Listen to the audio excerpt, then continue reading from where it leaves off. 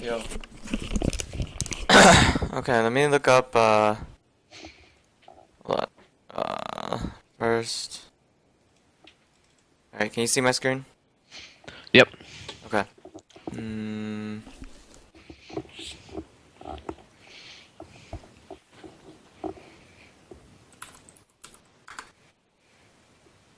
Alright. Alright, look at this. Like, he's like fucking silver too, and he's asking for a Vayne video or a Vayne coaching. And then I get fucking DMs about Vayne coaching too. Some guy, I could have sworn I blocked it, but like seriously, so many people in silver. And then I've played with friends in silver, and it's like god awful. Like I don't support, but I look at what's happening down at bot lane, and it's like disgusting that they can't do anything simple. They can't dodge, they can't AA cancel, they can't do anything. It's all things that you have to know how to do if you want to play Vayne at or best. Like, you may not be able to AA cancel, but you're dodging. So dodging is what separates the good people from the great people.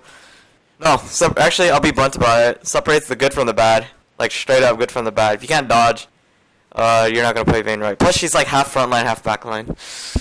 She's good in the meta right now only because, you know, every other AD carry gets nerfed. We actually had a tournament over the weekend, and they kept banning Vayne against us because they knew that my AD carry spammed a ton of Vayne in solo queue.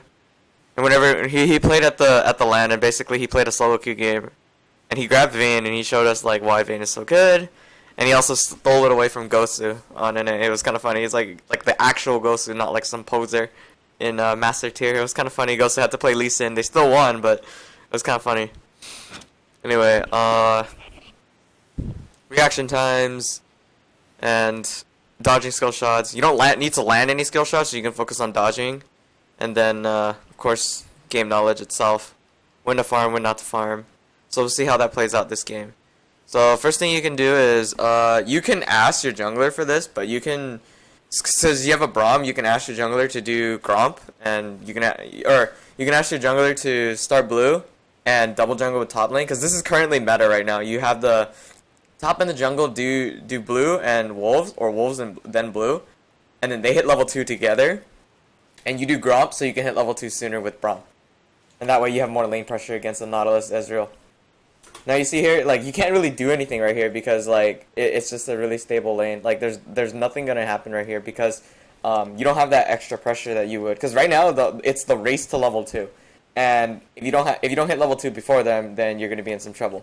Because if you consider every single skill that your opponent has, you can't assume what you don't know what Nautilus has. Because if he were a bad Nautilus, right, he would take E to clear the wave immediately and then help Ezreal hit level 2, because Ezreal almost always takes Q. And then they both he gets a hook and then he gets Q. You know that they didn't start Gromp because he has full potions and he's not low on HP. Instead, they probably leashed the dude, or let him do another side of the map in the jungle. It's unknown because I don't know the champions. I probably skipped over it. And then you know that you can hit level 2. You can hit level 2 before them if Braum starts last hit. But if he goes up in last hit, he's gonna be able to take. He's gonna be open to take a ton of harass from Ezreal and even Nautilus, because Nautilus is, if he starts E, which is what he's supposed to start, he's gonna take a lot of damage for no reason, and he can't heal it back up. If Nautilus takes W though, you as Vayne should not be able to punish him for that, because if he takes W, he punishes you for that because it counts as an auto attack reset and it hurts you. Plus splash damage, and he can push the lane faster. So that's just all speculation. If he starts hook level 1, he's crazy. Like in this elo, if it's D5, then they should have a small sense of what they're doing, like at least some control.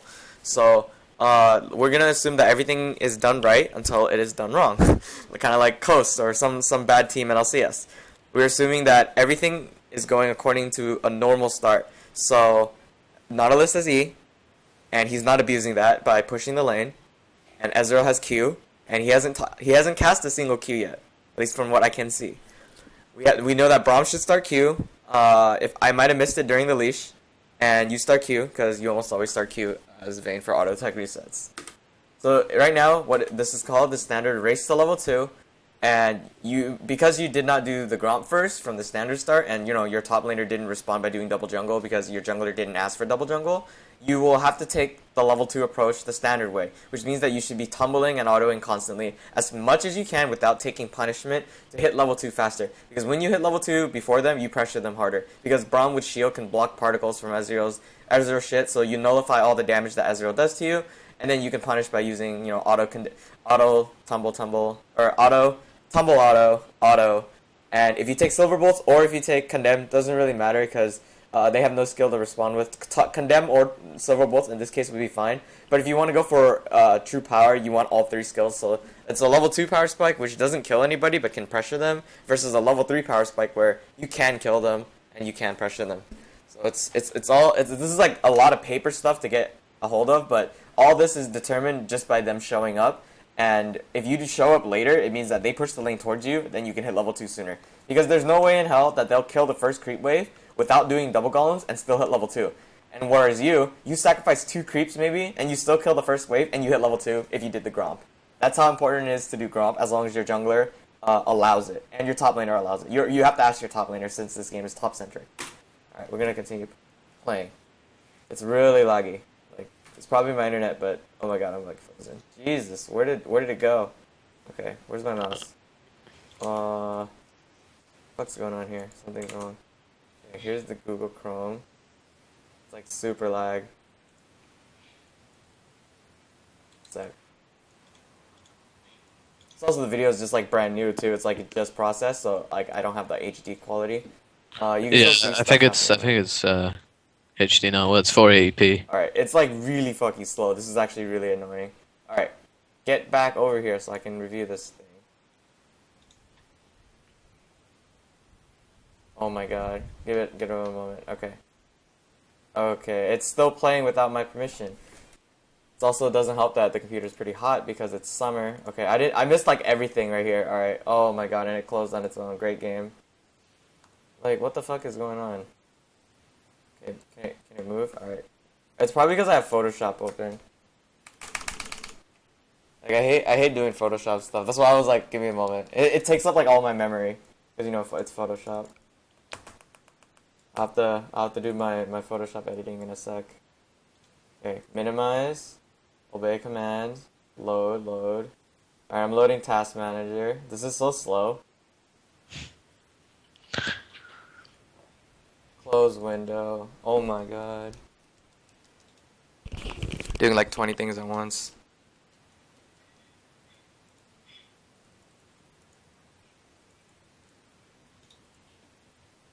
Oh my god, fucking close already so I can get back to my job. Let's see, is there anything else I can discuss on paper that doesn't involve what happened? Aside from the level 2, like, you know how important it is to get to level 2. Like, in every bot lane, this is the same situation. So, you just have to, you can abuse it because when Vayne hits level 2 before them, you just zone them out of EXP and they're still level 1 while you're level 2. So that's like pretty normal, like once you get used to it.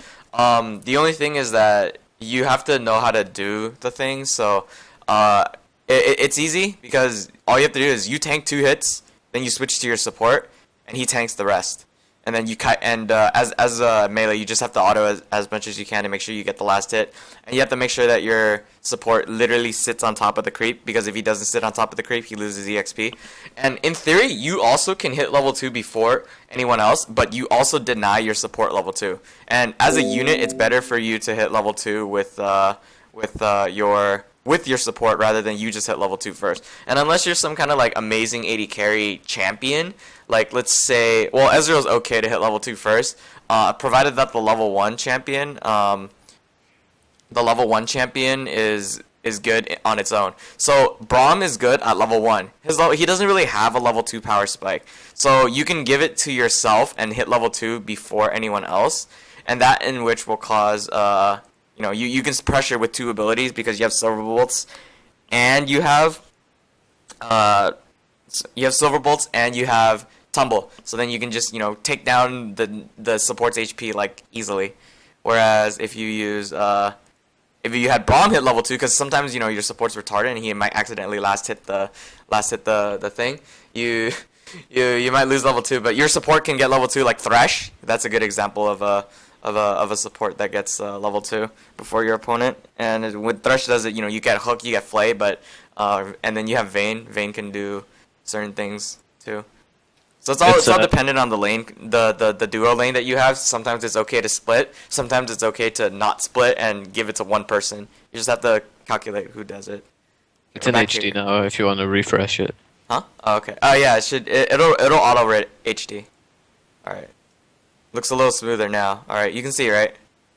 Yeah. Okay. Have respect for your support. Let him hit 1 or 2 first. It doesn't matter when he does it. Just let him. Just like if he's gonna do it, looks like he's gonna do it. Let him do it, because he needs to keep you sustained, and it's his only source of income. Like calculating the math behind it. If you don't let him do it, like if you're a dick, you both lose gold. More importantly, he loses gold because Targons doesn't provide gold per second, gold over time. So his only source of income is through his own lane. Okay, so he does start E, like I said. So they're gonna hit level 2 before you. You have to kill 2 minions, whereas they have to kill 1. So after you kill this one, you should not be going forward at any point. I'm watching your mouse clicks. So you're just like staying side by side. Okay, you didn't kill the minion, you hit him instead. Now you're in trouble. So he's 90% gonna go for a hook. He probably looks like he's gonna cast it right now because he's in position. And the worst thing is when they do the walk method where the AD carry just is walking up as he's about to last hit the creep, and then but as soon as he initiates the last hit animation, it's gonna kill the monster. So what the support does is the support starts walking up, and then right at that particular moment when the creep dies, they'll hit level 2, he instantly skills. And I think I already said that before, but the importance of instantly skilling, like they just hit level 2 and you can still see the little blue circles under them. They just leveled up. And now he autos. Okay, he's not gonna. Okay, there's the Q. So he waited out for the Q. That's a pretty smart thing for him to do. It's not the best thing. He should have Q'd immediately because it doesn't do anything in particular. Now you have to disengage. You can't really engage any further. So now you're just taking extra damage off a trade. Like that little bit of exchange, that tumble auto, that wasn't necessary because he got more damage off on you since you're level 1. The whole point is you're trying to drag it under tower so you can just last it to get yourself caught up from the deficit, aka the EXP difference. So basically, small tip right there is if he's level 2 and you're level 1, try not to trade because it's obvious that you're not going to come out on top. Now that you're level 2, you're able to trade, but you don't have to trade. Since you got your minions on this side, your goal is to do your best to last hit as many of them as you can and freeze. If your support were good, and I'm not saying that you can do this as a support or AD carry, but you can block. You can just have the support or AD carry go up and block the Ezreal from last hitting with Mystic Shot.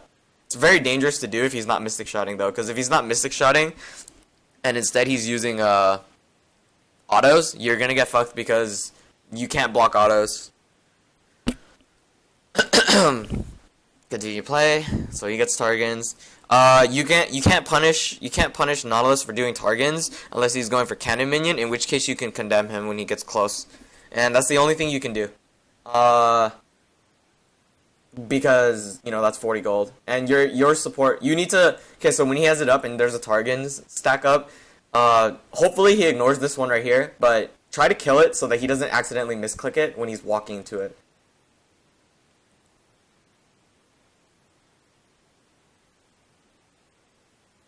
Okay, it's near tower. This is like the perfect super freeze zone. If you're gonna freeze here, and you call your jungler down here, if he provided that he provides ganks, this is like one of the best spots to freeze. And your goal is to keep it there for as long as possible. Let him get it. Tap, tap, tap. Okay, good job. He wants to last hit it, so that kind of like doesn't break the freeze, and that's hard for him to do because there's a lot of minion aggro on it, and it's like really risky at the same time.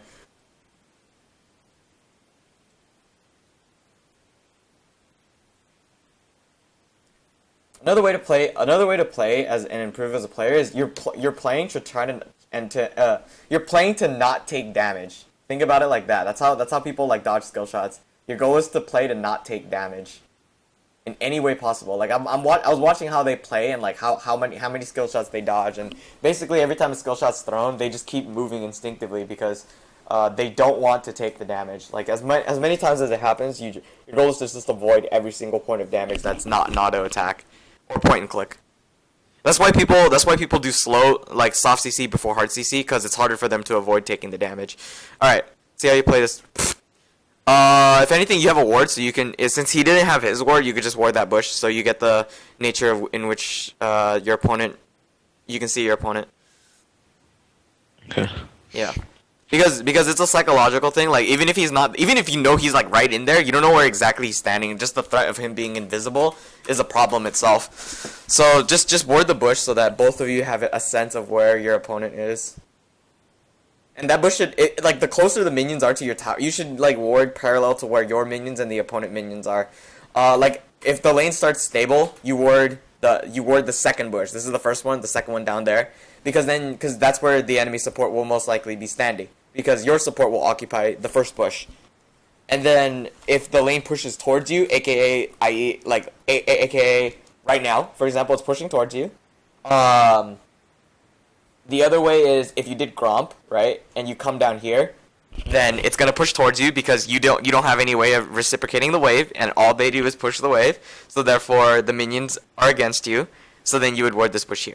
So if you did Gromp, or if the situation is the situation that you see on your screen now, you ward this bush as a defensive ward. And you don't need to ward the river in any form necessary because it's too hard to pull off a gank. Like they'll like appear, and then like you know it takes too long for like the distance between here and here is like too much, and it's such a waste of time for the jungler to come. And the only way that the jungler can come through is if they go through the lane. And guess what? If you have a ward here, you spot the jungler, and that's why it's so important to have a defensive ward there. Ideally, by freezing up here, it's also impossible for any ganks to come this early on in the game too. So therefore, even if you look like you're losing lane, you actually exert pressure.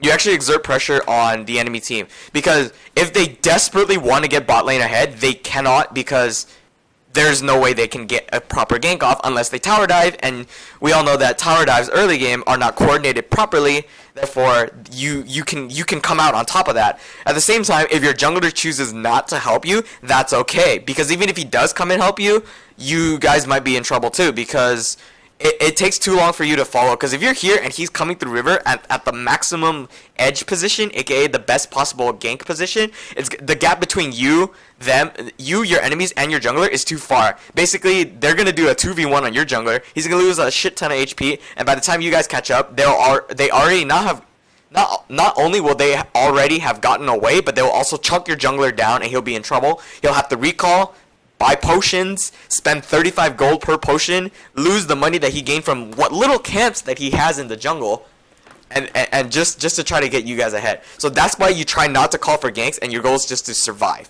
So it's not like that's the only thing you can do right now, because Vayne just needs to survive. You outscale Ezreal by using your you can duel him by just ulting, and then like dodge one mystic shot, therefore he loses DPS through all his abilities, and then you just DPS him down with your Blade of the Rune King, maybe a Ghost Blade depending on who I see on the top laner. I think it's Jin Zhao, so maybe Ghost Blade, and then you just shit on him.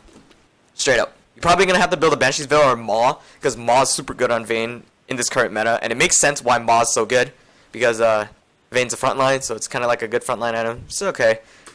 But your goal is just to survive. Your goal isn't to kill. Like, you don't need to kill to win this game. In this early on, like the whole point, like Vayne always outscales almost every other AD carry. Maybe not Jinx. Jinx is pretty tough too. But yeah. Oh, and don't push. Like this is pushing right now. Your goal is to freeze. That's why Bomb said to be careful. I'm pretty sure, because your goal is to. Because every auto attack will put, like you can only, okay, so if you're pushing it only to keep it so that it doesn't like push heavily against to your tower, and that's okay. But like killing 2 minions was unnecessary right there, because now these guys have to go forward, and it's going to be awkward. Now they're at your tower, and you lose the creep. I believe you can last hit every single one of these here, if you do it right. Rip. Oh. You didn't wait for the tower shot before you shot it. That's funny. It's okay. You can let him back, provided that he has 800 gold for a Sightstone. You will need Scrying Orb for this game, because if you're gonna sacrifice your tower, like let's theoretically say on paper you will give up your tower this game, because it doesn't seem like there doesn't seem like a scenario where you come out on top of them, unless a huge teleport flank comes out and your guy comes out on top. Because if Vladimir is a smart Vladimir, like the way I do it, basically he would TP down to bot lane and get pressure, or walk down and flank. This doesn't happen very often, only because it's hard for Vladimir to do so since he's very immobile. But Vladimir definitely can help you guys out. The game is very centric around top lane and jungler and sometimes mid laner, aka 5-man diving your the enemy bot lane. Basically, it's a party that nobody wants to be invited to. It's just like, what the fuck are you doing here? Nobody asked you to be here, but they just come anyway. In this game, yeah, Silver Bolt's max is fine. It's not like you're gonna be fighting anyway. You don't need a max tumble.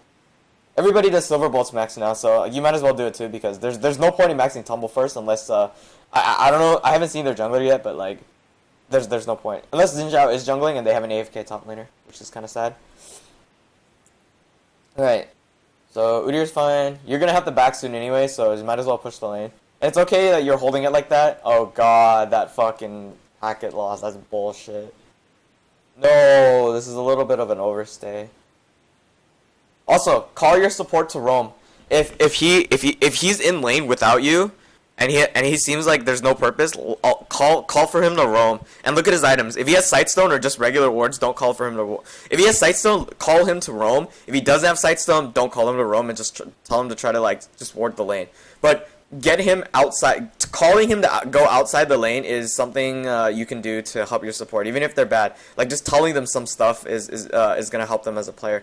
The reason why you want to tell him to roam is because just by him leaving the lane, you force Nautilus to make a decision. Oh, well, like let's say Braum shows up mid, right, and then they pressure the mid. The enemy team is gonna be like, the fuck, Nautilus, why didn't you roam like this fucking Braum? Or it puts pressure on the enemy support. So you're indirectly pressuring the team by ordering your support to do something. Even if he's a bad player, I mean, he can't, like, he's not bad enough that he won't follow orders, right? Okay, gank comes. Okay, so let's see how this could have been avoided. Like, we know that you have a lot of gold, right? So you would have normally have backed, right? And, you know, he's coming. So under normal circumstances, when you were recalling earlier, but instead you chose to stay, you could have just went back to tower and backed up. Second, you could call him to roam, and therefore nobody's in the lane, therefore a 4-man gank would not be possible. That's one of the ways to avoid it. Second, you guys have wards. Like, you still have your trinket ward. In theory, you would have just warded, then backed, so that's a waste of a ward.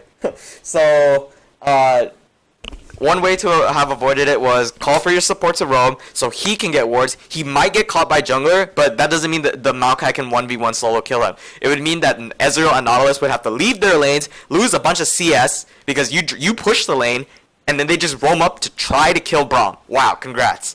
Braum could just walk to mid, press W on a creep wave or Yasuo, and he's free.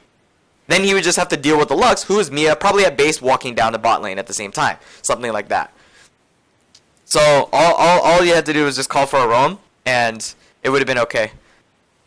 Yeah, good job on that too, by the way. That's important. That's gonna be important information later, what you just did there. Basically, whenever you're recalling, keep an eye on Ezreal, and if you see his ult, then move, you know? Because that's what you're supposed to do. Not a lot of people do that. They kind of just sit there and let it happen, and it's kind of sad. Because, well, you just get shot by it, and, well, rip.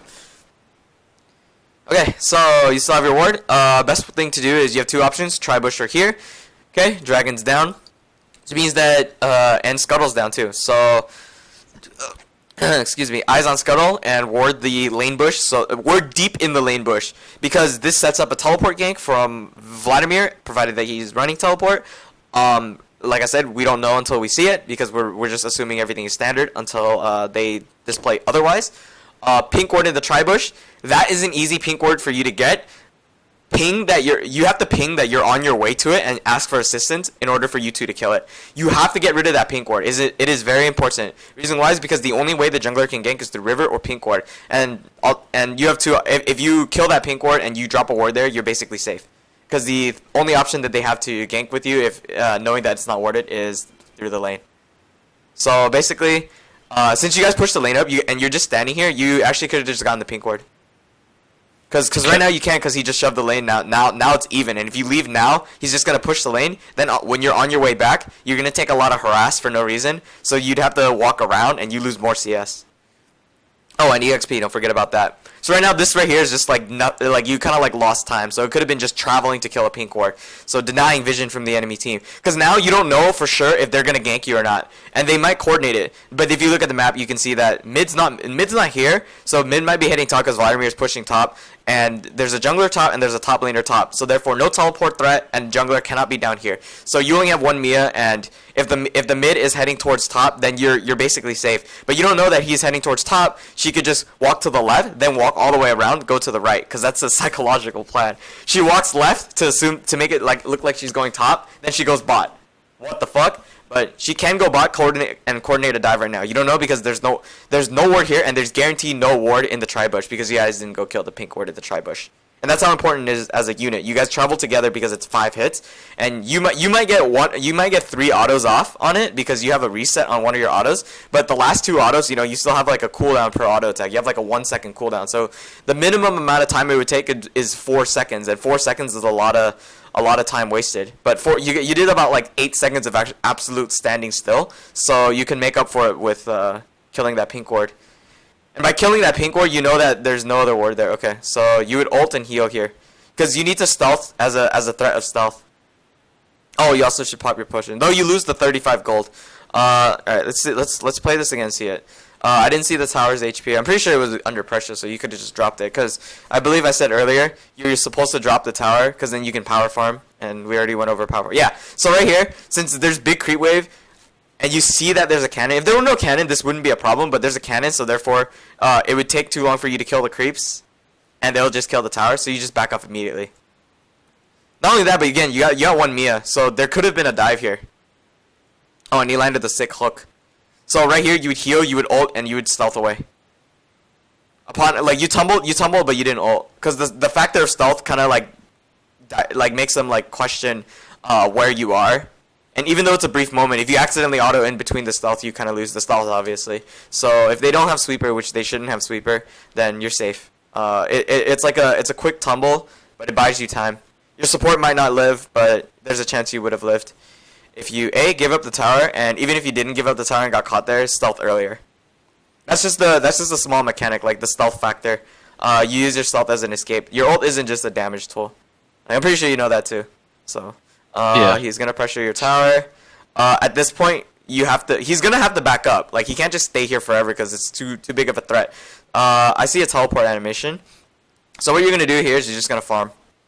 Call your support to roam, and just literally sit here and farm. Oh wait, no, don't just call your support to roam. Ward here and ward down here, and ward maybe the river. So that's 3 wards. So tell him to expand all 3 wards.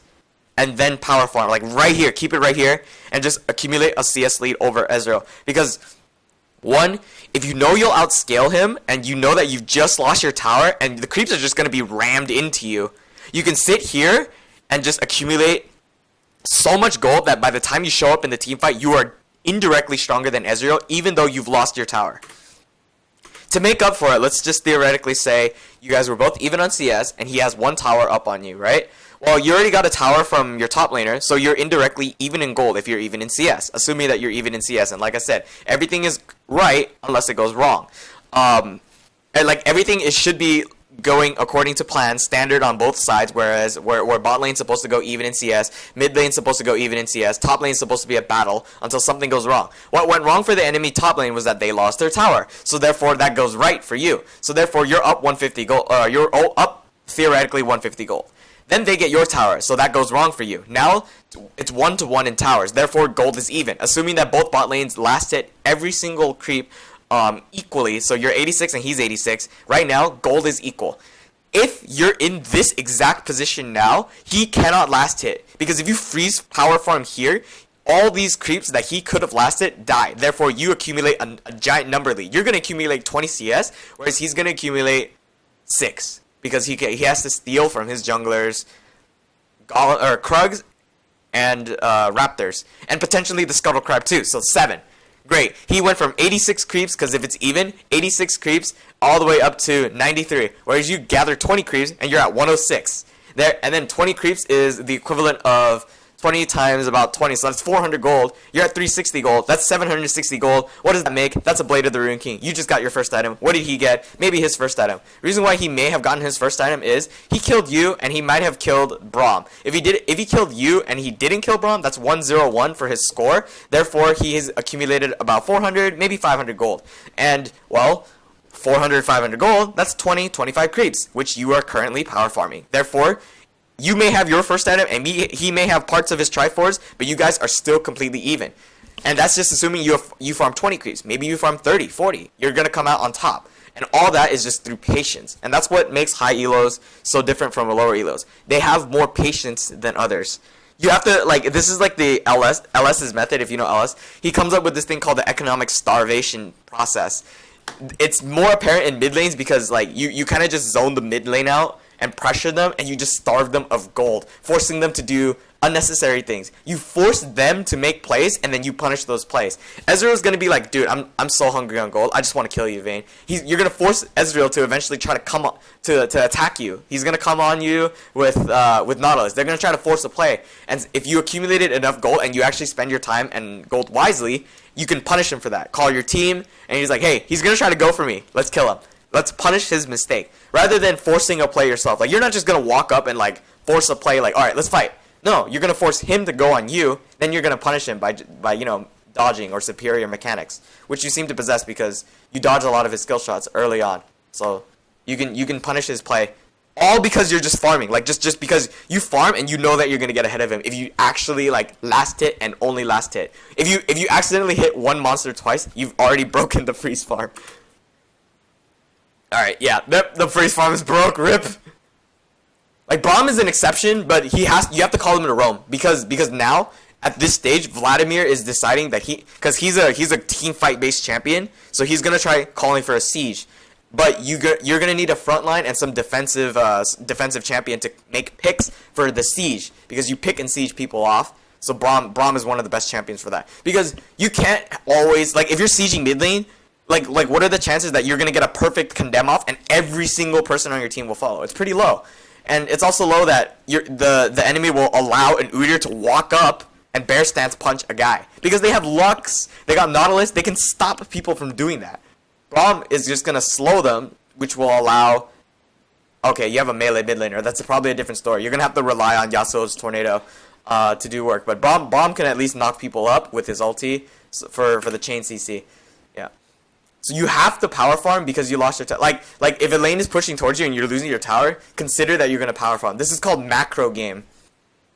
It's very small, but like it does help you as a player because if your macro is better than your micro, sometimes you will come out on top. If your micro and macro are even, you're gonna come out like you're gonna climb a lot. But if your macro is just as good as your micro, whereas if it's even, you're gonna come out on top because if you know what you're doing, if you can micro really well, aka your dodging mechanics, your ability to know when to kill during laning phase, that's probably micro. Versus how you play the laning phase all the way to the end of the game, you're gonna come out as a better player. So right now, this is a minus macro. So I'd say your micro is a lot better than your macro, and you definitely can work on your macro play as a player because it takes time to develop macro play because you have to play a lot. You can't just be like low experience and come out on top with macro, and you can't have infinite macro. You can't have a shit ton of macro without having micro because you don't know macro without knowing micro, and they kind of go hand in hand.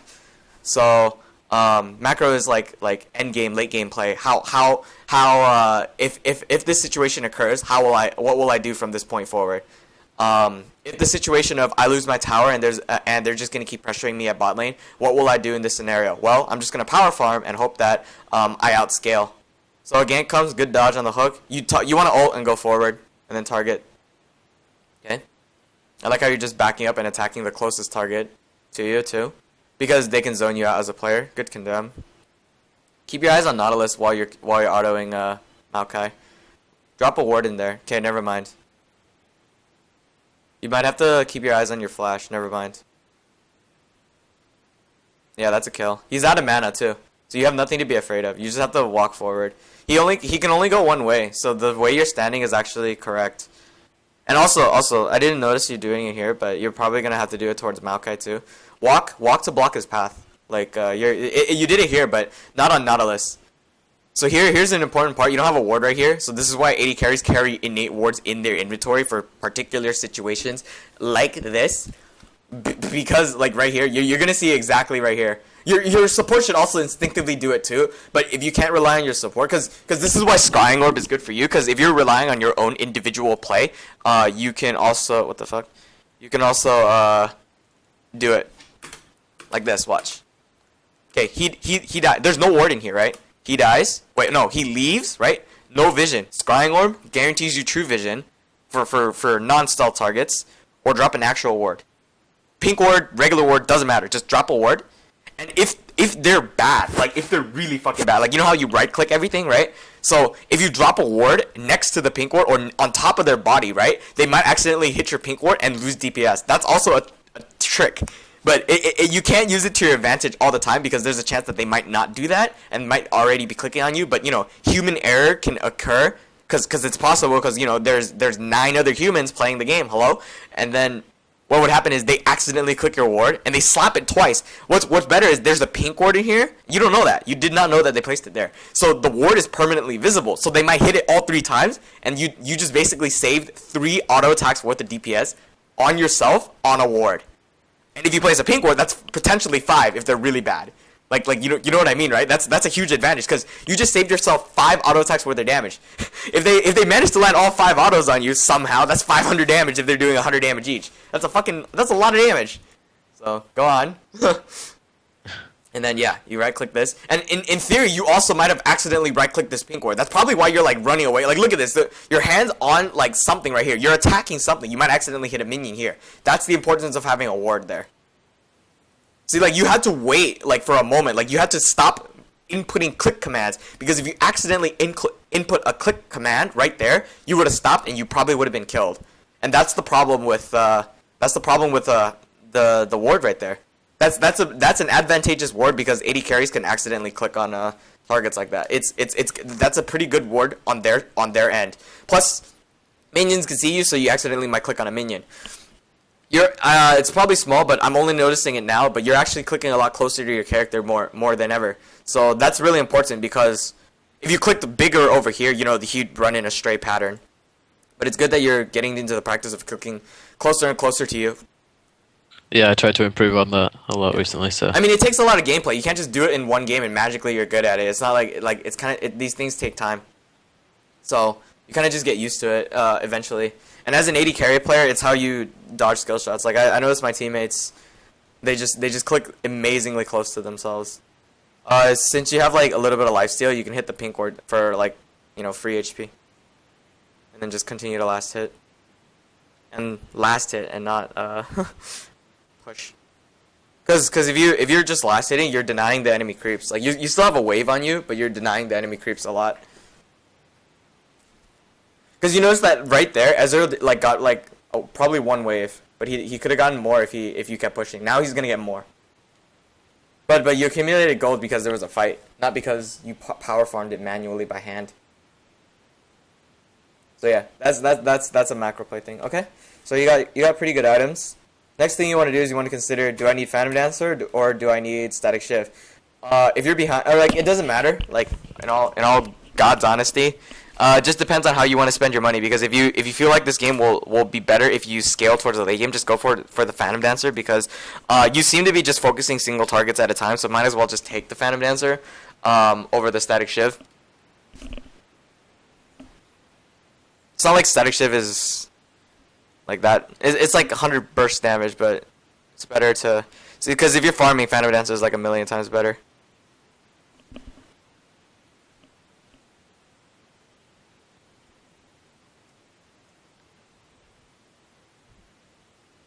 Okay. Gromp or Crab?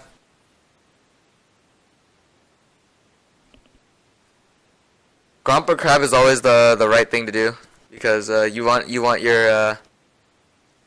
as much EXP as possible. Just as long as your jungler, like if your jungler's dead, yeah, Crab is fine, Gromp is fine. Just keep an eye on whether or not he's running Devour. If he's running Devour, have some respect and just like don't touch his creeps until he gets sated, and then you can start going ham on the creeps, or just go ham on the creeps if he's not if he's on another side of the map. If he's doing Wraiths or if he's doing Raptors or Krugs, then go ahead and do Gromp, because it'll take a long time for him to get to the actual Gromp. Okay, this is the situation in which do I group or do I defend?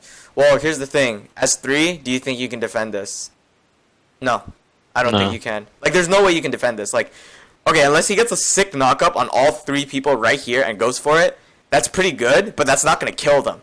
They're low on mana, but that's not going to kill. That's not going to matter. They're going to take this tower. Give them time, because there's like 3 melees and they're going to wail on it. This range person doesn't matter because he does no damage. Then Ezreal is going to come in, and you don't have a... Oh, you don't have a knock-up. So therefore, it's not gonna matter. So instead, in theory, you could have just been down there power farming continuously. In theory, I want to see how this plays out first. Yeah, see, he's gonna get caught. Like, okay. Okay. Yeah, you come out on top now. The Glacial Fissure is what sealed it. And then Ezreal's here. If Ezreal were there sooner, you'd be fucked. That's fine. Scrying, never mind, it's on cooldown. Because, it came up. Your Vladimir's fucking fed. You see how much damage that is? Play around him. This game is no longer about you, it's about him. Good job. That right there is just, like, straight up good. I want to watch your mouse movements on that. Exact mouse movements. Let's see. Play. Okay. Okay, you're clicking mid, that's fine. Oh, you're kind of, like, expecting it. Like, see, you're like, okay, well, I put my fingers on the screen assuming you can see a webcam. No. Oh, fuck.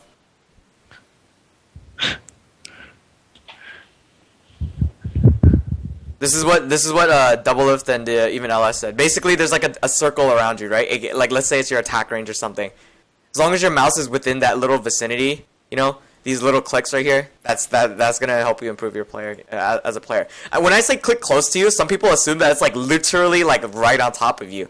I do that, but sometimes, you know, like I go farther. What I mean by like click closer to you is don't click Control Z. When you're here, don't click like this far here. Instead, just manually move like through here, because she could have in theory shot a laser here and stuff like that, so you can move down closer, you know.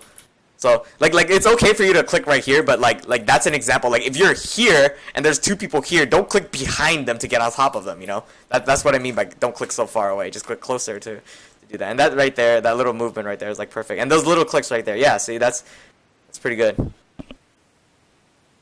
If you watch Skara, when he was playing Katarina against a Karthus scripter, you watch how many mouse movements he does so fucking many. And it's like I couldn't even cut, like, it's as if like I have this macro on and you just do like 45 clicks a minute. He's just like, and it's all his mouse movement. He hasn't cast a fucking spell yet and he's just moving.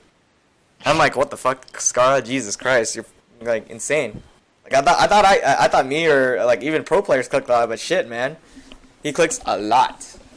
And that's just on Katarina. Imagine him playing like a skill shot based champion. How many clicks he would input there? A super hard AD carry like Jinx. How many clicks would he do there? Blah blah blah. Now you want to tab to make sure that your dude is not running, is running or not running Sated Devour / Cinderhook, so that you can you know, check to see if it's okay for you to take these camps.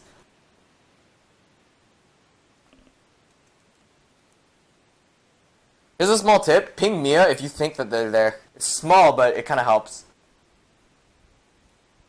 Hello?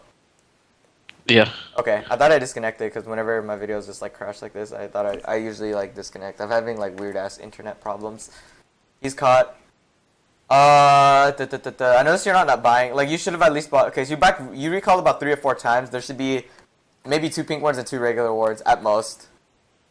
Like, it's almost instinctive every time you buy a ward when you recall, as long as you have a slot in your inventory that's not occupied by like a Tear of the Goddess if you're Ezreal, or if you're Varus, or if or a Doran's Blade if you're behind or something like that, or potions. There should always be like potions and wards. There should be like a slot for potion and wards in your inventory, and of course a component towards your next item. Right now, Zeal and a ward. Zeal, a dagger, and you would sell your potions for 2 wards. And that is enough. You can sacrifice 2 potions for 2 wards, and that in itself is okay. Jesus Christ. Okay, back to the crab, I guess. I need some fucking water. It's so hot in US right now. God. Alright. Ah, that HD quality is so much better. Aside from like mechanics alone, dodging skill shots, it's fine. But like you there's a reason why in elo boosting I see a lot of Vaynes. Like when my friends duo, when they're diamonds, like I'll duo with you on my silver my secondary silver account. When they elo boost, they play Vayne. Why is Vayne so good? Because when a good Vayne is farmed and fed, it hyper carry. One of the best. Plus Vayne is one of the strongest AD carries right now, simply because every other fucking AD carry got nerfed by Riot's nerf hammer.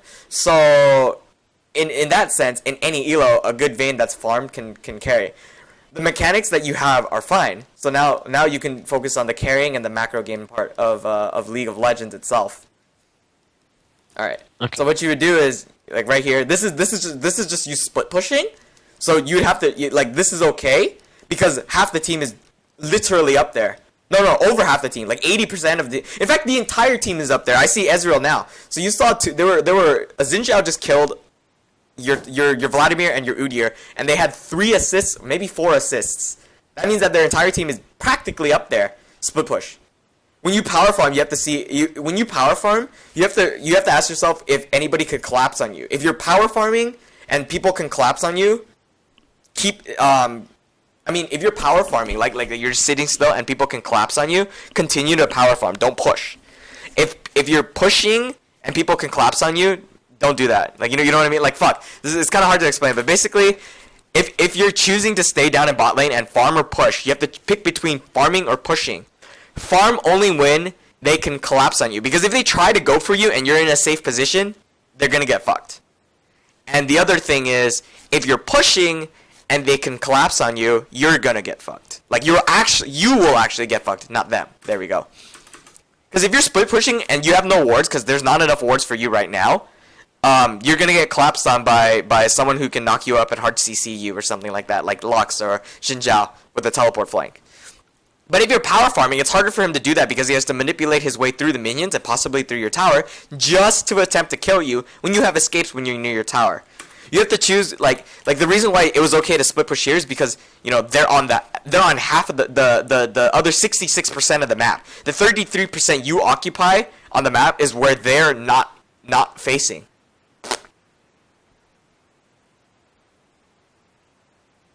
Oh my lord, that juke was sick. That was pretty good. Yeah, no, there's nothing I can say. Like, I can't do that because I'm not mechanically skilled enough to do it. I just have the game knowledge behind it.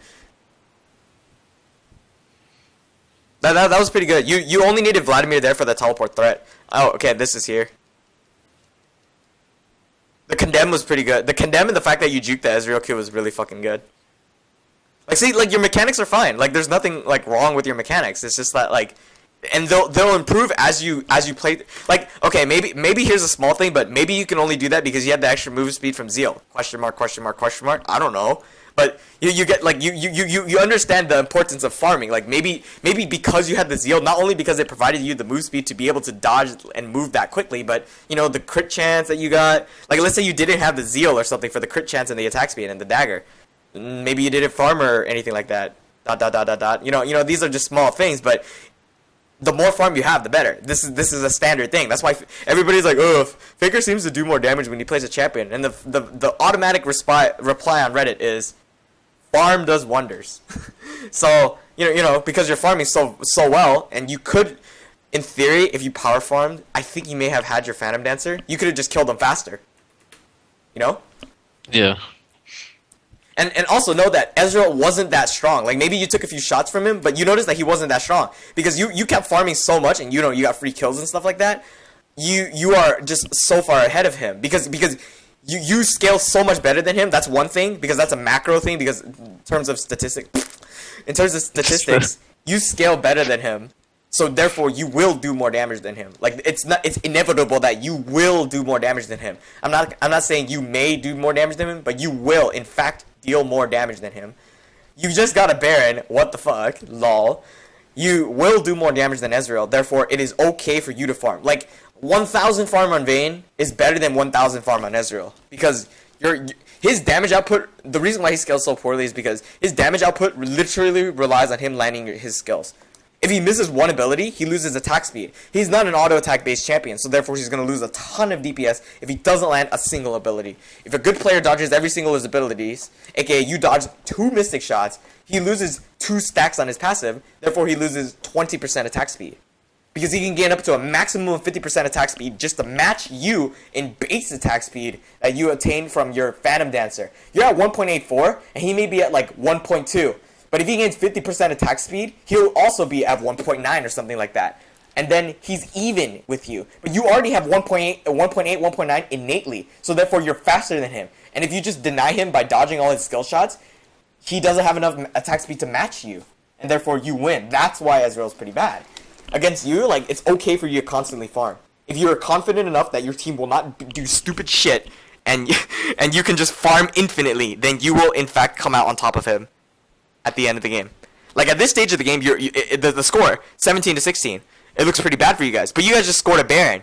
You guys just scored a tower, 2 towers maybe, and you're actually farther enough ahead. You alone have 7 kills, and you're pretty damn farmed. And you are going to be strong enough to shred through their carries. Now is a time where you can continue to farm. It's okay, or you can group. But if you're gonna group, you have to have a number. You have to have a fight in numbers, because you and one other person will not be able to take on 4 people at the same time unless you dodge every single fucking ability, you know? But that's kind of hard because you got a point-and-click snare right there. And if he snares you with a point-and-click snare, then everyone else is not going to miss their skill shots. So therefore, you're going to need some backup. So Yasuo, Braum, and you, probably okay as a team. Yasuo, Braum, Vladimir, and you, that's pretty good. Because Vladimir increases your damage output by 12%, and if you're already shitting on people with like a 600 crit or something, you know, 12%. Okay, 460 crit. 12% increase is just another fucking like 50 extra damage. So you do about 500 crits, no problem. If provided that you pierce through their armor and stuff, blah blah blah. But if you're gonna choose the group, make sure there is a group to group to. That should be a basic enough knowledge. Like, if I want to group and there's no group, well, I might as well split push until you guys decide to group, then I'll group. It's kind of like, you know, like fucking, if I want to carpool, make sure there is a car to, make sure there are people in the carpool to carpool with, otherwise just take the other lanes. Well, you're from EU West, so I don't know if they have carpools there. No. Do they have Ubers? No. Taxi service? No. Oh, wow. We have taxis, but not Ubers. I don't know okay. what that. Okay, it's probably only like a North American thing. Damn. Alright, so he's split pushing. Do you think you can duel him? Look at his items. Does he have Thornmail? Does he have resistance? No? Kill him. You're 14, he's 12, you can kill him. He's already been killed a lot. He's glass damage. You can actually kill him solo. Okay? Udyr can do it himself too. Great. But yeah, I think you can 1v1 anybody at this particular time.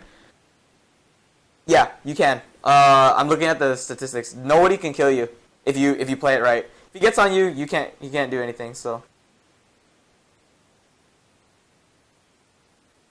okay, this is a time for you to scrying orb the bush up here behind red buff, because you don't know if they were coming or not. You still don't know if they're coming or not. Like, they could sandwich you right now because you don't have vision.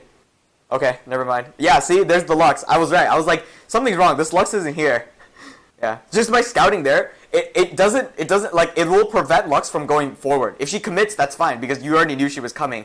But like, I had a feeling she was coming because she's not visible and she's still at full HP and she just killed mid. She can either push mid, which is kind of pointless, or she could come down and kill bot lane because bot lane doesn't, you know, appear there. So that scrying orb would make her question her own decision, and that's what's very important at that particular instance right there.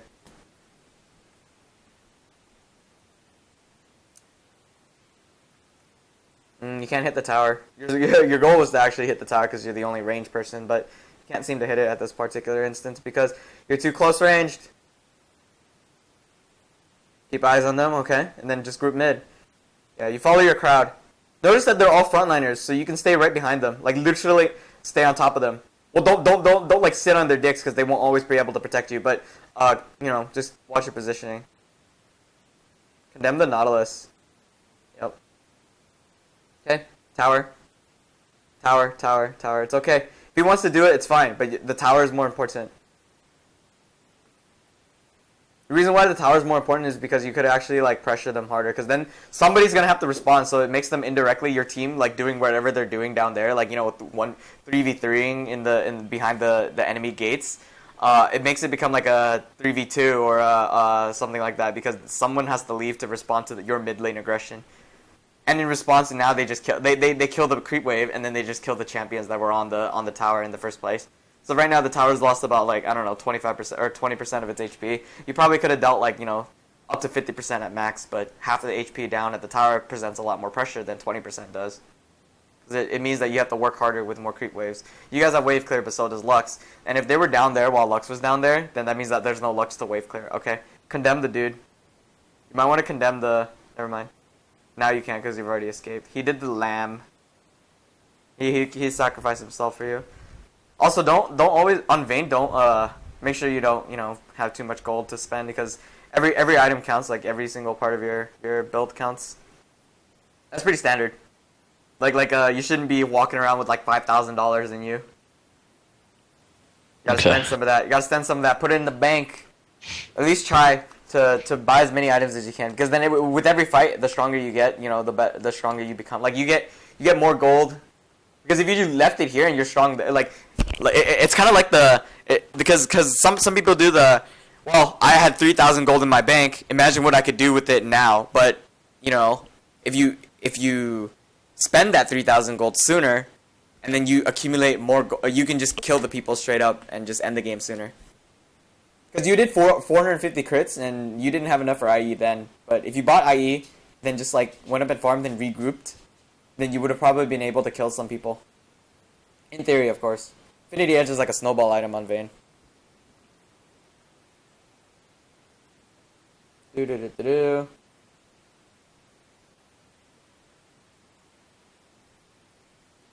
Well, there's no grouping problems right now, but you need to ping your team objectives. That's a small thing. Most of the time you're pinging your team back. That's okay, but like pinging your team for objectives and targets to focus. Even during team fights, if you can micromanage it. Okay, like that Nautilus, for instance. Yeah. Now get that tower, and have one person assist you on mid. Okay, Dragon. But you don't need two people to get Drake. Like, you alone could get Drake, or Udyr alone could get Drake. You go mid instead. Yeah, see? Good. But somebody could have taken that bot lane tower, too. Because if those creeps are just going to ram themselves and injure your tower, they're not going to kill your tower. So instead, you could take 2 objectives. And if Vladimir's drawing their attention up top, which he's clearly doing with Yasuo, I believe, then you guys can take 3 objectives. You guys get 3 objectives, and they're like, the fuck do we do? Okay, Baron's up. You guys get 4 objectives. But, well, 3 objectives, and then it would take time to get the 4th, but you can get 4 objectives. Like, you didn't need to go mid unless someone else didn't go mid. Like I didn't know that Yasuo was top because Vladimir's portrait was there, so I just assumed Yasuo would go mid. But then if Yasuo's top and he's exerting pressure right there, you have to change your decision making and just get that bot tower. Because bot tower prevents them from doing Baron. Because the only reason they're able to walk up towards this Baron is because their bot lane's pushing back and there's no threat of bot lane being fucked in the ass.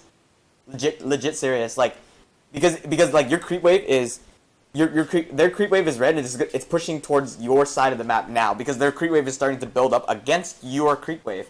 And so if you pushed it, your creep wave would build up against their creep wave, and then they'll have to send someone to respond to that. Therefore, they lose a man, so it's maximum 4 people can go to Baron instead of 5. You guys wipe them all out because you're hella strong, but numbers advantage, and then they would flame they would start to flame their own teammates. So, there's advantage in that. You tilt them indirectly. But that's pretty important. This game ain't for fun when you think about it. You really should be careful. I know you're strong, but you gotta be careful when you're doing that. Now you can do it. Team's on you. Yep. And that signifies the actual end of the game. Because there's no way they can come back on this. Also, if you push the bot lane tower, you guys can get triple inhibitors for maximum pressure. And triple inhibitor is always like the best thing to do. Like this game is gonna end right now. It's pretty solid. A lot of power farming things, a lot of movement things, a lot of things on paper that could be worked on. Macro game, of course. And the Grom thing is not macro. It actually helps 4 different people. If you chose to do Gromp and your top laner and jungler know how to do double jungle, you're helping out 4 people. You're helping out your entire team except for mid lane simultaneously. You guys hit level 2 first. Your top laner can TP with more TP top. Sacrifice TP because he's not even going to TP pre-6. And by the time he's 6, he'll have TP ready anyway. And then he can just get to lane against his lane opponent with more potions and sustain and a level up. And then your bot lane hits level 2 before them. Your jungler has 2 potions, so he can clear more camps and save his potions. So you're helping like every single player individually. Like nobody loses from it. Well, okay, maybe your support because he sacrifices a potion, and if he does it wrong, you lose a potion. You lose a potion and you lose the XP. But like nobody really the positives from doing the Gromp is a macro thing, and nobody like loses from nobody. The benefits outweigh the negatives, so that's there. That's something you could work on. There's not much else to talk about since the game is ending. Mechanically, again, you're fine. You're clicking closer. That's fine. Nothing I can say about that. I mean, like, you just work on it. Like, what I can say? Law, you can mechanically become better. Yeah. They develop as the game goes on. Because if your mechanics are fine now, you don't need to continuously improve on your mechanics, but instead improve on your game knowledge. Because the game, as your game knowledge grows and you learn how to close the game better, farm better, win the farm, and make your choose the right decision in your decision making, your mechanics will naturally just follow. It's why, again, I think I've already said this, but it's why Acorn was chosen for Samsung Galaxy Blue, and his mechanics just he was D1, and everybody was like higher than him, but his mechanics just followed his game knowledge. Like, his mechanics needed to cap at a certain point. He didn't need to be a mechanical genius if his game knowledge was pretty bad. Like, you don't have to be a mechanical genius, but if your game knowledge is good and your mechanics are fine, your mechanics will naturally follow your game knowledge. Okay. So, again, like the same thing, you're able to play Vayne. Like, I've already cleared you for playing Vayne. Like, you don't have to follow me. Like, well, who am I to judge who plays Vayne or not? But like, I'm pretty sure like this Silver 2. Okay, where's my Twitter? It's on Paint right now. It's like so buggy. Paint, you can close. I didn't use anything. Twitter notifications. This guy, Silver 2 NA. Coaching for Vayne, like, his mechanics and his game knowledge are both poor, and they go hand in hand. So what the hell do you work on? If you work on your game knowledge, like I said, your mechanics will follow. But your mechanics can also follow you, and as you work on your game knowledge, if you play easy champions, not Vayne. For fuck's sake, man. Let's see what else you can work on. Choosing the group, win the group, because you pinged to group mid at one point, I believe, but there was nobody to group with, so instead you could split push, and this split pushing is fine. Warding control down at bot lane during that huge 3v3 skirmish. That is on you. In theory, it could be on Braum too if he didn't ward, but he's really low, so he might have died, so he would have fed them a kill. But if anything, take it into your own hands to ward yourself. Okay. So yeah, I mean, like, you don't have to, like, your support. I didn't see your support do anything too wrong in particular. Like, maybe in game it's different from what I'm seeing from a bird's eye view, but okay, maybe he didn't roam, but you didn't call for a roam, Like, like, a support is able to make their own decisions, but sometimes they're indecisive and insecure, because if they leave you for a roam, you might get 2v1 or 3v1 by jungler, so or 4v1 if mid laner just left, so then you indirectly still blame the support because he wasn't there for you. So in theory, that's probably why he might not want to roam. It's a risk for him to take. But at that time, if you decide for him to, if you tell him you may roam, then you yourself will have to change your playstyle to a much safer playstyle, because if you're telling him to roam, that means you're leaving yourself alone in the lane. That's why when I was playing the tournament this weekend, when I was told to roam, I roamed, and I knew that my bot laner would play safe, because he's a highly mechanical and huge game knowledge AD carry. He knows that obviously if I leave him, he's gonna have to play safe. So if you tell him to roam, because you're not in lane, so he gets solo EXP, but solo EXP is pointless on someone like Braum, because he's gonna get all that EXP back when he's next to you, assuming he's running 0921 with the clarity or experience mind mastery, because that's what you're supposed to run, and he's just gonna get all that EXP back anyway. So telling him to stay in lane is pointless. When he roams, the threat of him not being there is a problem, because people do ping Mia on bot lane, and the support can just show up top and make plays, and then Xin Zhao dies, and it's like, what the fuck, what is support doing up top? What are you doing down bottom? There's nobody there. Why don't you roam? On their side, they flame because your support made a play because you told him to roam. So indirectly, you can not only fuck over their top, but you can fuck over the enemy entire team just by, like, stop feeding Xin. They start blaming Xin, just because you told your top laner to roam. I mean, your bot laner support to roam. Just like, these calls are pretty cool, and you can do that. So, like, as a player, you don't have to, you can't really blame your support, because you indirectly can take responsibility for all actions. So I didn't see anything significantly bad. Maybe he got caught a few times, but I mean, maybe he's trying to ward. So context-wise, you can also put yourself in their shoes. I got invaded in the jungle like 4 times, but I got blamed for feeding, and then I told them exactly what happened, and we still won the game because they kind of understood, so they just fucked the guy over. I got invaded 3 times in a row. He did the cheese strat 3 times in a row, and nobody helped me. And then I told him he's doing the cheese strat 3 times in a row. And they're like, oh, they forgive me because they put themselves in my shit. Really? What the fuck? He didn't even move. Oh my god! Did you see that, Vlad? The Q just missed completely. Both Qs just like whiffed the dude. Like, look at this shit. What the fuck? I didn't notice that the first time because I'm looking at you.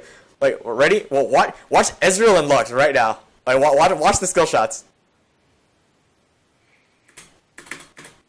He didn't even try to dodge. Like, straight up, no dodge mechanics whatsoever.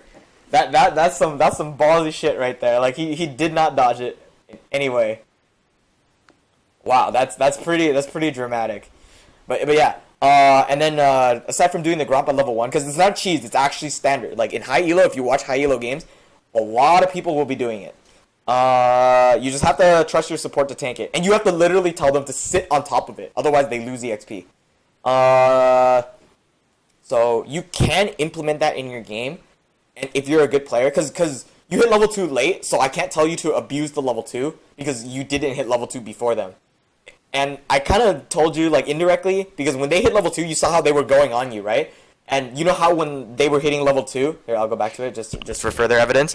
When they were hitting level 2, they already started walking up before they hit level 2, right? And then as soon as that auto attack went off, they hit level 2 and they already cast their abilities, like, straight up. Like, that's what you should be telling your AD, or you can't tell him to do that because it's hard to do that. But you can ping. At most, you can ping on your way. Like, all right, it's pretty brief right there. But remember, 9 creeps, right? So these 3 melee minions, as soon as they die, it's done. They're gonna hit level 2, assuming that they didn't do Gromp, Krugs, which they didn't. If you do Gromp, it would be first wave, you get level 2 right away. So get this, kaboom. So he's helping push, even better. All right, ready? You have to last hit this, no matter what. You have to last hit that, and then tumble away immediately. Now, as soon as this minion dies, he already cast the auto attack animation. And he's walking up. See that? Then he hits level 2. If he's good, he skills up E. Like he already pressed Control E just to skill it up immediately. And Nautilus Control Q to skill it up immediately. And then they walk up. They don't even bother with the rest of the creeps because there's nothing else to kill. Because these creeps will not aggro on your creeps. That's why it was important for you to kill this minion right here. And see, now they're already on your support. Now they pressure your support. Boom. That's not your fault in any way because there's no way you can hit level 2 before them because it's harder for you to hit these creeps because you're close range and they're longer range and he has an extra skill. Like you can tumble but you're tumbling forward or backward and you lose your tumble. Whereas he just casts a skill shot and it just lands. You know? So it's harder for you to push against this. That's why that's why I say play under your tower because you have to. And that's why I say it's okay for you to sit right here and sacrifice your tower. Because all this happened like in the blink of an eye. That's how you abuse level 2 as a champion, as a sample on Ezreal. Can you do that with Vayne Thresh? Yes, you can because Thresh flays the wave, then walks up, flays the enemy. You kill a creep level up, he hooks immediately. Then you kill them by condemning them into wall and shit on them, or silver bolts, whatever. But you get the point. Like you can see how important it is to hit level 2. But the thing is, not every single support can do it. If you have a Nami, for instance, you have to solely rely on her landing the bubble. And if she doesn't take bubble, she takes E. And if she takes level W at level 1, you're screwed. She sacrifices her level 3 power spike, which is every single ability, for a chance at level 2. So again, not every champion will have a level 2 power spike. You have to think about their kit and think, what can I do at level 2 with my champion and their champion? At level 2, you have a condemn available. If you're willing to take that risk, to walk up and condemn at level 2 and pressure them in lane. And truly, if you truly believe that you can actually condemn them into a wall and not just condemn them far away back too. So it's a huge risk. But there is it's high risk, high reward, of course. Because you get first blood, or you get a kill. Or you pressure the lane so hard that you zone them out, then you hit level 3 before they hit level 2. Or you hit level 3 and they're still level 2 and you have all your abilities at your disposal and you kill them. All that's more micro than macro, but because you're doing so many small things at once. The macro is how you spend your gold wisely throughout the game. And of course, every single potion you buy is 35 gold wasted. And every time you make them burn a potion for no reason and they have to buy it back, which is 35 gold wasted. That's why some people focus the support rather than focus the AD carry. Because while you only burn 35 gold from him, if you burn 35 gold from him, because support income is not as high as every other person's income, it's harder for supports to get income. So therefore, burning their potions is a pretty smart thing to do. But not every single time is it worth it to burn their potions because, they can capitalize on it. If you burn an 80 carries potion, they only have one potion, so they have to play differently. So there's something to consider there's something to put into consideration, burning an 80 carries potion, whereas burning a support potion, depends on the support, of course, basically. If their support has 3 health pots and 1 mana pot, go ahead and try to burn their potions as much as you can. If their support has 4 health pots, you can try to burn their potions, but they have a lot of sustain, so, you wouldn't want to aim for them as many times as you can. But if they have someone like Soraka, you might want to burn her. Not only will you have to burn her potions, but you still have to always focus her since Soraka is broke and stuff. Alright. And then let's see what else you can work on. Your mechanics are fine. I have to repeat that 1,000 times, but there's nothing wrong. If you ever have to say oh, my mechanics are bad, no, they're absolutely fine. They're probably better than what I can do, but because coaches don't have to play the game specifically well in order to coach. You just have to have the game knowledge behind it. I play tournaments with master tier people, and I can still do fine. I just have the game knowledge to back it up. My mechanics aren't great, but I'm playing support. You don't have to be a god at mechanics. Shit. I just have to obey orders and ward correctly. But I do have to know things. I have to know why I shouldn't ward, and when I should ward, and where I should ward, etc., etc. Because I have a limited amount. Blah blah blah. But I can lane against masters. I can't lane against challengers. That's harder. D3s, D4s, D1s, blah, blah, blah, blah. I can lane against them as a support, against another support. It's pretty cool. But calling to roam and whatnot, definitely something you can do to improve. But you have to say, roam. You also can tell them to roam. You don't have to tell them to roam, because if you tell them to roam, they might not know what that means. Because roaming can be determined, it can be deciphered in many different ways.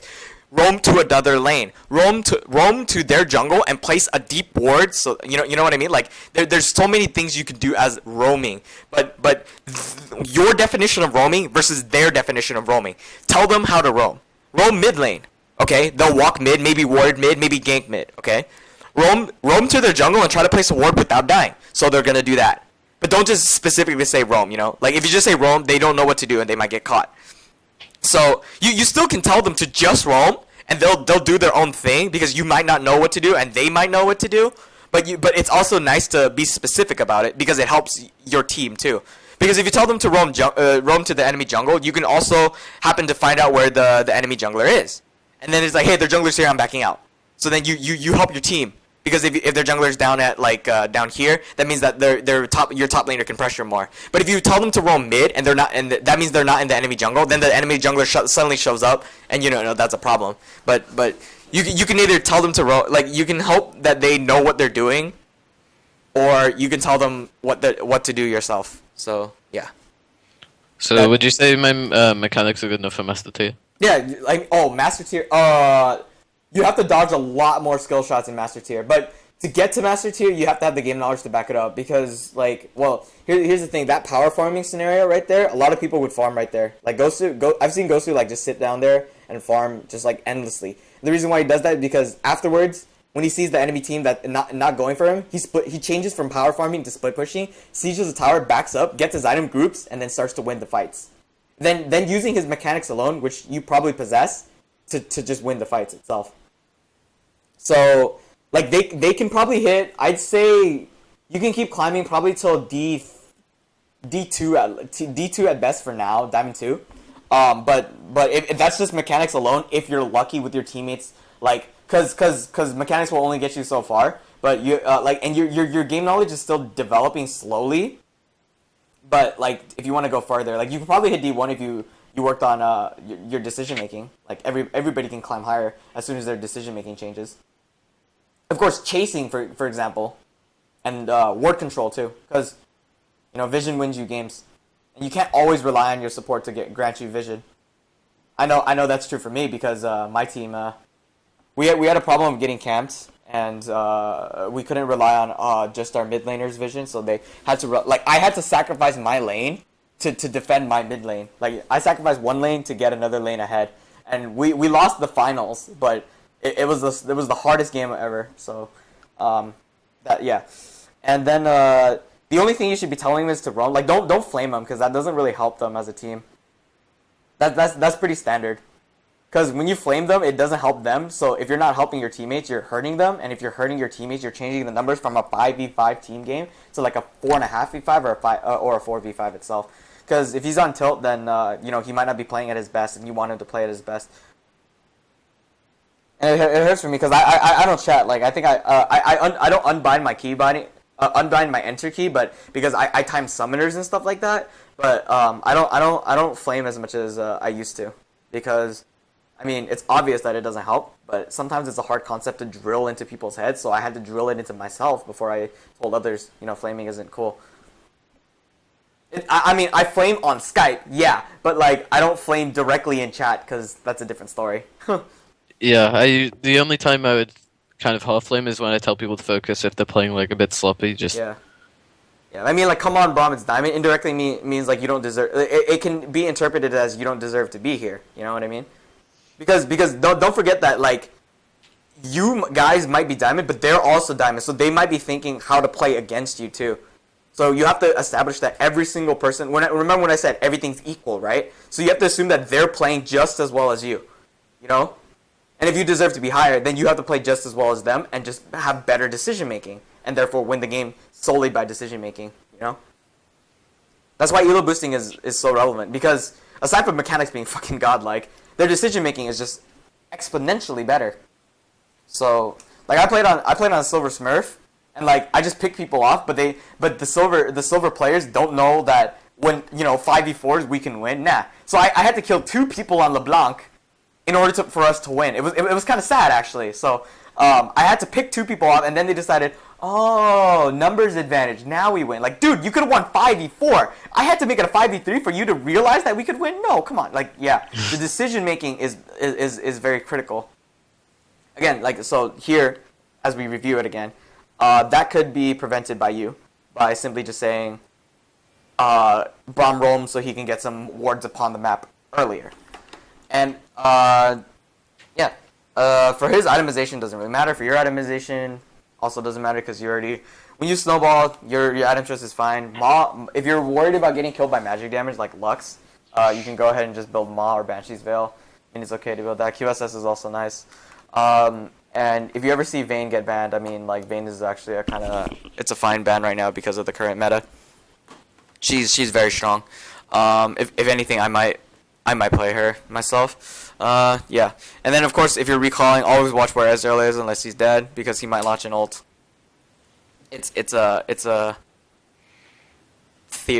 a thing you can do to prevent yourself from giving him free gold. And of course, assuming, like I said, assuming that both sides are equal in gold, power farming can get you back to even footing with your opponent if they got kills on you or towers. And if you're losing, for example, right? Like let's consider, like, what if you're losing? You can still carry the game simply because of superior positioning and power farming. But when you're power farming and you're behind, don't split push, because if you're split pushing and they're ahead, their ability to kill you is much faster.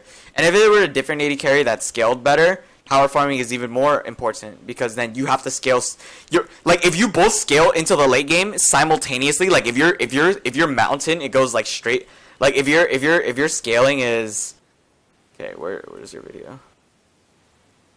Okay, so let's say your scaling is like this, right? Late game and early game, late game, right? And your late game, right? And your scaling goes like this, and their scaling is the exact same thing.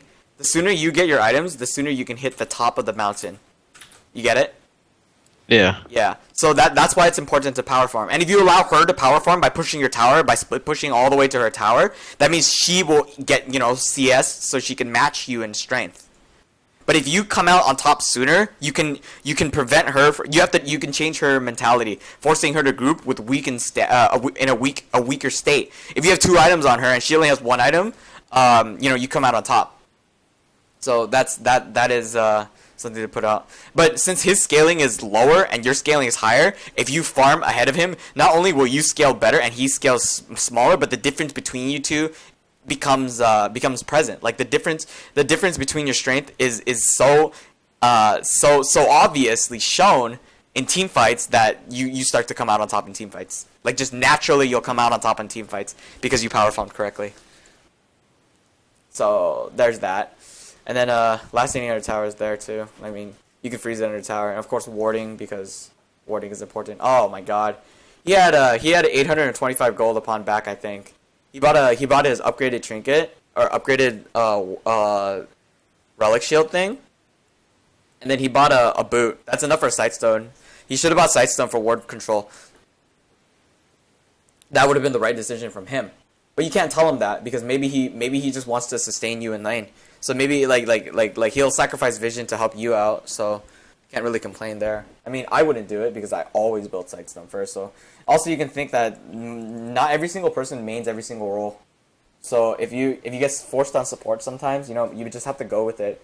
You know, like I get forced on jungle sometimes, and I'm universally one of the worst junglers, because my mechanics and landing skill shots are fucking awful, and sometimes I just farm. Like I prefer to farm, but you know, like that's just there. But I'm better as a laner than a jungler, etc., etc. So you know, you sometimes you just have to put up with the bullshit, and because not every single person plays every single role.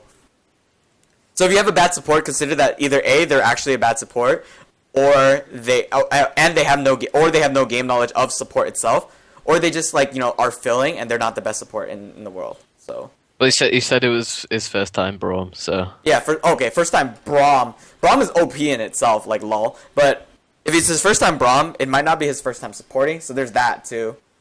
Maybe he doesn't know what to max. If he's a support player and he's his first time Braum and he doesn't check guides or whatever, consider that he might max E, which is like the worst thing to do, or might max W because it gives you base defensive stats and not max Q. Fun. So yeah, you just put stuff into consideration and then just like focus on your own play. Like unless the play is so detrimental to your own play, like if he steals your CS, that is detrimental. You say like, hey, watch your last hitting. If it's an accident, it's okay. But if he's doing it on purpose to fuck you over, then you can tell him off. But like, you know, unless something is so bad that it fucks you over so much, then you know, just let it go. Because solo queue is like whatever. It's all about me. Is in solo queue is basically what I'm trying to say, and that's the whole point. It's about you. It's called solo queue for a reason. Like, you know, duo queue is a different story, but not a lot of people duo queue because it kind of fucks over their MMR, unless they're both good players. And then I think that's all I have to cover for now, because I think I've seen what it looks like when you're behind, so I've done that before. And of course, you know, this one will be up. So the entire session is always up, including the part where my computer lags like crazy. But people will definitely be interested, because this is the first time I'm actually uploading a diamond coaching video. I've coached the diamonds before. Like I coached the diamond 3 in Syndra mid, and he had good mechanics, you know, like he's dodging stuff, but he just didn't know when to roam and didn't know when to push versus roam versus taking tower. There were so many things he could have done as Syndra, and he didn't do it. It was kind of funny. So I helped him with that, and now he's master tier. So that's there. nice. And then I mean his mechanics were fine, and he just started roaming more, and that's it. Like it's basically the whole point is what can I do individually as a player to make my entire team win. Because that's why people say that their teammates are literally holding them back. But the thing is, you yourself as a player can make your teammates not hold you back by giving them an edge. That's why jungler also has one of the best influences in the game. And jungle mid, and if you have a good jungle mid that are duo, they can literally win the game for you. Just those two guys. And top laner not so much, but they can help you win bot lane. And then support can just roam in between every lane properly. If they win bot lane, then they just roam and, you know, win everything else. And in low elo, when I was duo queuing with a friend, my friend was elo boosting, and I was just using my own account. And basically, we would just duo bot lane and just shove all the way to their inhibitor, and we just kept 2v5ing because we were mechanically superior. It's silver, come on. We were mechanically superior, and we knew exactly what to do. Because he's my partner for the tournament. He knew exactly what to do because he had the game knowledge. He's like, okay, we're getting ganked now. Here's what I want you to do when it comes. And he just made the decision. I'm like, okay. I warded. I did everything right for him, and then we just outplayed them because they can't land their skill shots, and none of them were point and click. So we came out on top. But bot lanes can win by just constantly pressure. Simply by pressure, you can just win the game. mid lanes can pressure their mid. They don't have to take the mid tower. They just roam and kill everything else. Top laner just TP down to bot and kill everything down there. Then just group back mid, then kill everything down there. They don't even have to fucking care about their top lane. And bot lane just shoves. Like straight up. So jungler just ganks everything and then wins after that. And yeah. So you can never say that your teammates will hold you back because you as a teammate, it's the Zion Spartan thing. I've been watching a lot of Summoning Insight, and that's an outside of game thing that can help inside of game. Summoning Insight, if you watch Thorin, I actually thought he was a dick at first, but he's actually his information is actually extremely good. Basically, Zion Spartan. If you pay attention to CLG, he always asks the question, "How can I be a better teammate?" From his entire career as a player, from Coast to Dig to CLG, he asks himself, "How can I be a better teammate?" He's always asking himself, "How can I be a better teammate?" And to be a better teammate, you help your team more, and you do these things, etc., etc. So you always want to ask yourself this, and so basically you have the Zion Spartan theory. Ask yourself how you can be a better teammate as an AD carry. So there's that. If you think your teammates are holding you back, you never think that your teammates are holding. Like, you come in with a positive mindset, and you think to yourself, "How can I improve my own game?" Because your mechanics are fine, so you can cross that off your list, and you just say, "How can I become a better teammate?" I noticed both of you literally backed up at the same time because you expect shit to come out there. But how can you be a better teammate, and how can you help your team as a whole win as a unit? So that's there, and that will improve you not only as a player but as a person. Like, how can I be a better person? Like, you can, if you ever do like group things in like school or something, you can always say, "How can I be a better person in terms of group scenario?" Because sometimes in groups, in real life stuff, like if you're doing a group project, you have to go solo because your teammates are bad. But how about this? How could you be a better teammate so your group can work as an actual group instead? So there's that. That's like for a life lesson that can apply to in-game scenarios. There you go. Thank you, Thorin. All right. Now questions. Is there anything else you want to ask? Because I can help with questions. In-game, out-of-game. If there's anything, builds, masteries, runes, fuck. I think I already went over those. Second, like, I probably should have a better champion pool in ADC because I pretty much only play Vayne, and when I'm not playing Vayne, there's a less chance of me winning. Right. So what would you recommend? The first thing is that Vayne is gonna be she's like a contested pick, or she's bad. So in that case, if you like playing a micro-based champion, Callista may be okay for you. But you'd have to put practice into her, and then if it's not Callista, go for like an easier one, like a carry, like I play Ezreal personally because I think he's one of my favorite champions because I do a lot of clicking and micromanaging with him, and I'm not even that good on Ezreal anymore. Damn, I used to be really superior with Ezreal. Graves is fine because he has all-in potential, and of course. Well, Ashe is contested, but there's that too. But basically, play basic champions so that you can improve your own game knowledge, improve your pool. So, okay. like don't play mechanically advanced champions if you're not confident in them, because you can have the paper knowledge behind them. Like, okay, I know how Callista does this and this, but if you don't have the confidence to actually pull shit off, then you don't want to risk it. Like I'd say that your mechanics on Vayne are so good. Like as a player, your mechanics are good enough to play Callista too. So yeah, like I have a friend who's played 1,000 games and he has like a 30% win rate on Vayne. It's pretty awful. And like he has no mechanics. Like, he just doesn't dodge skill shots. He doesn't even try to dodge skill shots. He doesn't even try. Period. He doesn't even. Like there. Like you just cut off one word at a time from the edge of the sentence. Like straight up, just simply because you dodge his Q, you make him lose DPS. Then the condemn luck. Cause that is bullshit how it actually lands, even though he arcane shifted it. If it didn't land, you probably wouldn't have gotten the extra DPS off, and then you killed him. And he also you lose another Mystic Shot, so therefore he loses 2 stacks of DPS, and you come out on top. Then you just solo this guy, cause what the fuck can Nautilus do? When it's someone that does no damage, do you have a reason to be afraid? Unless there's like you have no reason to be afraid unless he has damage or someone else is coming. Okay, someone else came. And, well, provided that you dodge 2 of her abilities, what does she have left? That's the importance of dodging the opponent's abilities, because then, if you dodge them, then they don't have them. It's on cooldown. And you have to try to think how long a cooldown for a skill shot would be. Average is 10 seconds or so.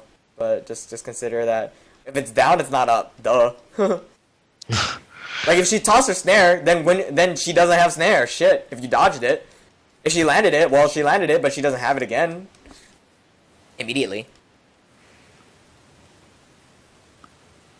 And then I think that's about all I can cover for now, right? Yeah. Okay. Also, who should I watch to improve game knowledge? Game knowledge itself, he's a fucking jungler. That doesn't really count because it's more of a troll for him. You can try to watch Skara. Very good. He's a mid laner, but just watch watch his decision making. Like who's online right now? Let's see. Skara. Gosu's fine if you want to watch when he decides to farm. When he decides to farm, so Gosu for when he decides to farm. Scar for his decision making, very important for analysis. Like why did he roam bot as a teammate? You know, like think of it not individually but as a whole, as a team. Macro. You know. And if I were to name one more, can't name one more that's online at the moment. Maybe Shifter. No one else. Just probably those two for now because they're big names, but Gosu because he's had experience from a long range of AD carries, like from a long time. And aside from the fact he does play the champion you play, he diversifies himself in different roles. So watch his decision making in every single role. And Skara, as a mid laner, watch how he plays as a teammate because he's had experience in the whole competitive scene as a general. So as a teammate, you know, it's good for him. So yeah, those two are people I name. I mean, Odd One and Trick GG, like those are junglers, but they're only specific in the jungle. So theirs is different because that is how do I like when should I gank, blah blah blah. It's all jungle stuff. Whereas every other role can I identify you. It's not they're not as important. I mean you can watch them to see how their decision making works, but they're not as important as Ghostu or Skara in my opinion. Okay. Any YouTube channels as well, or? Probably not. I mean, like, not a lot of YouTube channels offer in-depth analysis compared to the stream based on Twitch. Pants Out Dragon, maybe. Pants on Dragon is more of a solo queue jungler, and he fills. He's good. Like I won't say he's bad. Like he's really good, and now he's even better because of the changes to the server. But he's more heavily on jungle, and he's more heavily on jungle. So Pants on Dragon definitely offers really good tier lists, and I do follow him a lot. But he's more on the jungle side of aspect things. So yeah, you can watch him. But, like, you don't expect to learn much from him unless you actually want to change your role to a heavy jungler. Like, for example, don't watch Meteos because he's going to jungle all the time, right? Okay. Yeah. You know what I mean? Sneaky's good. Yeah. Sneaky is actually infinitely good. Aside from mechanics, there's a reason why he was #1 for a long time in NA solo queue. He held that position for quite a while. And then, they changed Keith McBrief, Pole Belter, those two, there we go. #1 in solo queue. Like, there's a reason why they hit #1 in solo queue and not any other rank. Like, they can hit these ranks because of their extended game knowledge and mechanics. So, there you go. And that's pretty much all I can know. Keen's okay. And then, yeah. Twitter, LOL Veggie. Facebook, LOL Veggie. Standard thing I have to put up at the end of every video. And then this will be up in probably like 2 or 3 days. You got the other ones, right? The old... I'm pretty sure I sent you the other ones, right? Yeah, I watched them. Alright. Talk to you later. Thanks a lot. See ya. See ya.